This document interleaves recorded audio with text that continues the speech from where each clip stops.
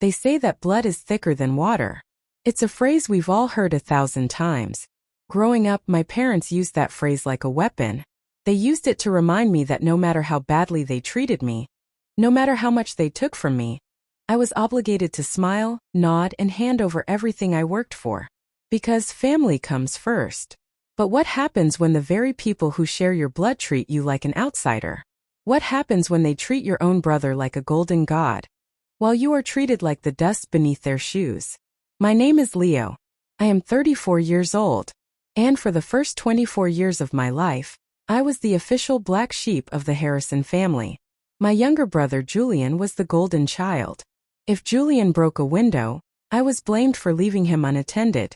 If Julian failed a class, my parents scolded me for not tutoring him well enough. Julian was handsome, charming, and knew exactly how to manipulate my parents, Richard and Eleanor. I, on the other hand, was quiet, academic, and preferred to spend my time working part-time jobs to secure my own future. I knew early on that my parents wouldn't pay for my college. They didn't hide it either. When I turned 16, my father looked me dead in the eye and said, "Leo, you're smart. You can figure out scholarships. We need to save our money to make sure Julian gets into a good university, because he needs the extra push." It hurt, but I accepted it. I worked 2 jobs throughout high school. I skipped parties, I didn't buy new clothes, and I saved every single penny in a private bank account that I managed to hide from them. By the time I graduated high school, I had earned a partial scholarship and saved $15,000 of my own hard-earned cash to cover my housing and textbooks. I felt invincible. I thought I had finally bought my ticket out of that toxic household. But I was incredibly naive. It was the summer before my freshman year of college. I was sitting in my room, looking at my university acceptance letter, when my parents knocked on my door. They didn't look angry. They looked unusually warm. My mother sat on the edge of my bed, while my father stood by the desk. My mother reached out, took my hand, and smiled. "Leo," she said, her voice dripping with artificial sweetness, "we are so proud of you. You've proven how independent you are. And because you are so strong, your father and I need to ask you for a small family favor. It's about Julian." My stomach dropped. Whenever they used the word family favor, it meant someone was about to get robbed, and that someone was always me. My father cleared his throat. Julian managed to get into his dream school out of state. But his grades weren't high enough for a scholarship, and the tuition is incredibly high. We checked our accounts and we are short about $12,000 for his first year. "We know you've been saving up, Leo. We need you to transfer your savings to your brother's account. Blood is thicker than water, son. You can always take a gap year or work a 3rd job. Your brother needs this right now." I sat there in absolute disbelief. I looked at my father, then at my mother. They weren't asking me, they were demanding it. They were standing there, completely serious, asking me to hand over the money I had bled for, just so my spoiled brother could go to a party school out of state. "No," I said clearly. The warmth instantly vanished from my mother's face. Her eyes turned ice cold. "What did you just say?" "I said no," I repeated, my voice shaking but firm. "That is my college money. I worked 80 hours a week last summer while Julian was at the beach. I am not giving him my future." My father stepped forward, his face turning bright red. He slammed his hand down on my desk. "How dare you be so selfish? Everything we do is for this family. You live under my roof, you eat my food, and you will support your brother. If you don't transfer that money by tomorrow morning, you can pack your bags and get out of this house. Let's see how smart you are when you're sleeping on the street." They walked out and slammed the door. I stayed up all night crying. The people who were supposed to protect me were ready to ruin my life for the sake of their favorite son. The next morning I realized I couldn't win this battle while living under their roof. But I also knew I wasn't going to give them my money. I quietly packed my clothes into 2 trash bags, went to the bank, withdrew my money in a certified check, and left the house while they were out celebrating Julian's acceptance. I didn't leave a note. I just left. I moved into a tiny, moldy studio apartment near my university. I took a full-time night shift at a warehouse and went to classes during the day. It was hell. There were days when I survived on a single bag of ramen noodles. There were nights I slept on the library floor because I was too exhausted to walk back to my apartment. My parents never called to check if I was alive. The only text I received from my mother was 3 weeks after I left. "You are an ungrateful monster. Do not ever come back to this family." Meanwhile, Julian went to college. Through social media, I saw that he didn't study at all. He joined a fraternity, bought a brand new car that my parents mortgaged their own house to buy for him, and spent his weekends partying. My parents were funding his entire lifestyle, completely blinding themselves to the fact that he was failing almost all of his classes. 2 years into college, the inevitable happened. Julian was kicked out of the university for academic dishonesty and drug possession. He had wasted over $80,000 of my parents' money, and he didn't even have a single passing grade to show for it. He moved back into my parents' house, 22 years old, unemployed, and completely broke. But my parents didn't learn their lesson. Instead of forcing him to get a job, they comforted him. They told him the university was unfair to him. And to make matters worse, my grandfather passed away that same year. My grandfather was the only person in the family who truly loved me. He was a quiet man who owned a massive, beautiful piece of land with a historic 5-bedroom house on it. Before he passed, he told me that he wanted me to have the house because he knew I was the only one who would respect it. But my grandfather's will was old, written before I was born, stating that all his property would automatically go to his only living son, my father. The day after the funeral, my father called me for the first time in 4 years. He didn't ask how I was doing. He didn't apologize. He just said, "Leo, your grandfather's house is now mine.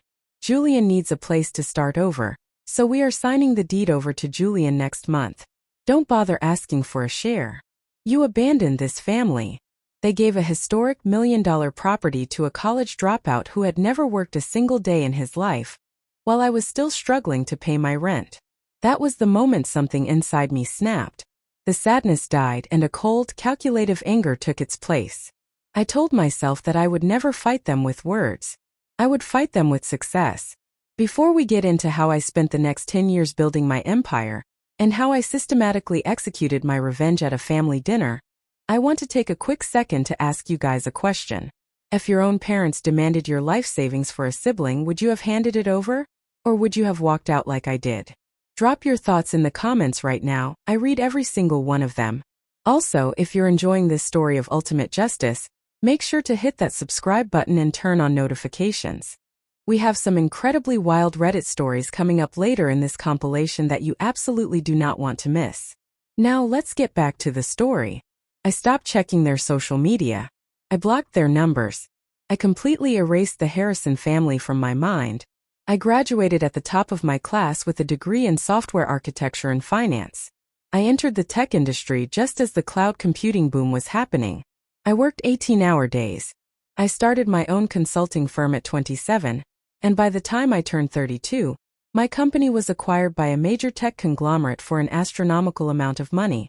I was no longer the starving kid in the moldy studio apartment. I was a multimillionaire.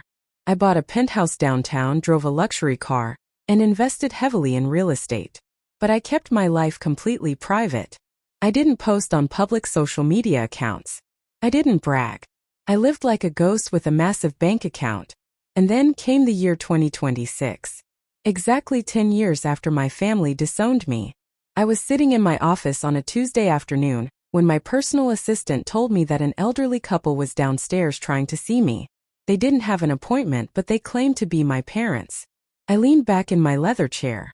A slow smile crept across my face. So the chickens have finally come home to roost, I thought.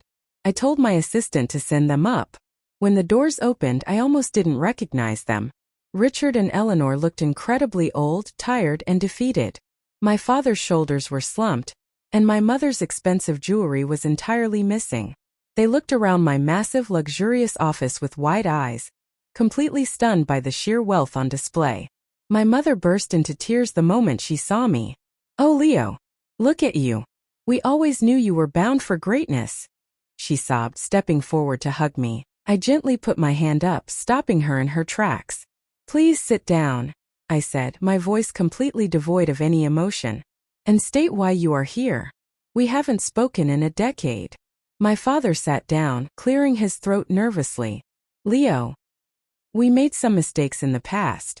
We know we were harsh on you, But blood is thicker than water. We are in desperate trouble, son. And you are our only hope. As they spoke, the entire pathetic story unfolded. Julian had completely ruined them. When they gave him my grandfather's house, he didn't maintain it. He used it to host massive, wild parties. He took out multiple hard money loans against the equity of the house to fund failed business ideas, including an expensive nightclub that went bankrupt in less than 6 months. My parents, still blinded by their love for him, co-signed every single loan. They put their own house up as collateral to save him from his debts. A month ago, Julian completely vanished. He took the remaining cash from my parents' retirement accounts and fled the country, leaving my parents with over $400,000 in high-interest debt. The bank was foreclosing on my parents' home, and they were going to evict them from my grandfather's estate next week. They were facing absolute homelessness. Leo, my mother begged, gripping the edge of my desk.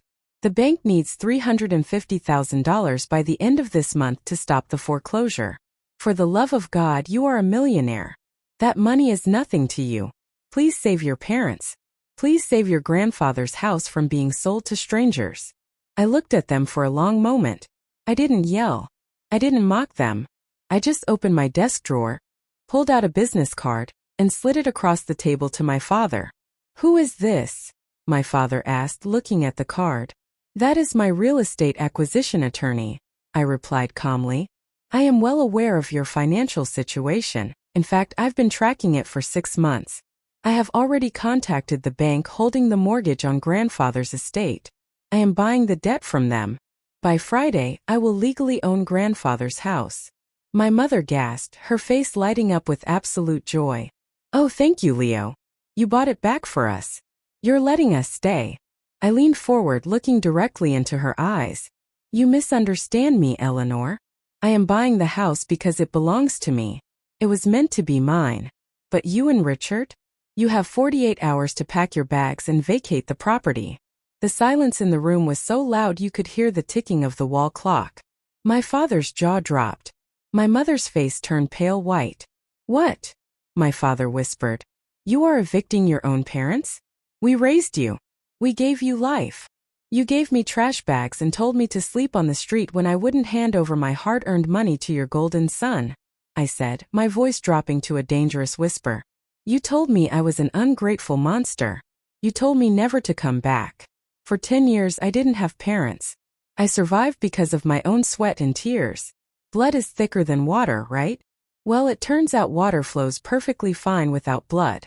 My father stood up, shaking with rage. "We will go to the media. We will tell everyone that a wealthy tech CEO is putting his elderly parents on the street. Your reputation will be ruined." I laughed. It was a loud, genuine laugh that echoed through the room. "Please do it. I have copies of the texts you sent me. I have records of how you drained my grandfather's estate to fund Julian's illegal habits. If you go to the press, I will make sure the entire world knows exactly how pathetic you both are. My lawyer will ensure you don't receive a single penny." They realized they had absolutely no leverage. My mother fell to her knees, weeping, begging for mercy. But my heart had turned into absolute stone 10 years ago on the floor of that moldy studio apartment. I buzzed my security team and had them escorted out of the building. 2 days later, my attorney finalized the paperwork. I drove down to my grandfather's estate. I stood at the iron gates as a moving truck pulled out of the driveway. Inside that truck were Richard and Eleanor, moving into a tiny, cheap rental apartment in the worst part of the city, funded entirely by the government pensions they had left. They passed right by my car, but I didn't look at them. I walked into my grandfather's house. It was dirty, damaged from Julian's years of neglect, but the structure was still strong. I hired the best contractors in the state to completely renovate it, restoring it to its original historic beauty. I moved into that house last month. Sometimes I sit on the back porch, drinking an expensive glass of whiskey, looking out over the massive green fields my grandfather used to walk on. I am completely alone, but I am entirely at peace. Julian is still hiding somewhere in South America, looking over his shoulder every day. My parents are spending their twilight years in a cramped apartment, bitter and full of regret. And the black sheep? The black sheep owns the kingdom. That is the end of this story, guys.